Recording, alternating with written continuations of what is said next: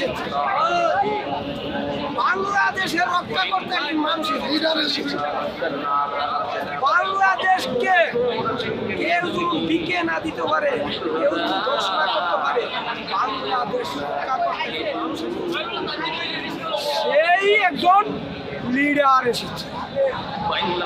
তাই 25শে ডিসেম্বর যে ইতিহাস করে দিচ্ছে, বাংলার মানুষ সারা পৃথিবী অলরাউন্ডার মনে রাখবে আসলে কে এসেছে।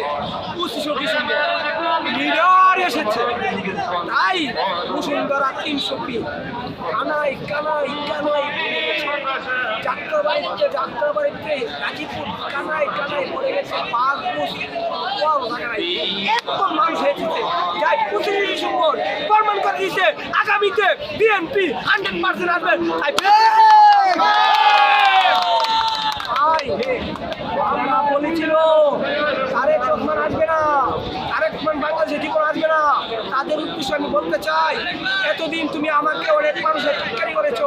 যখন আমি মিডিয়ার সামনে বলতাম তারেক রহমান আসবে, বীরের বাসে আসবে, বীরের ছেলে বীরের বাবা আসবে, তাই অনেক মানুষ আমারে ঘিন্নাইতো, পাগল বলতো, টিটকারি করতো।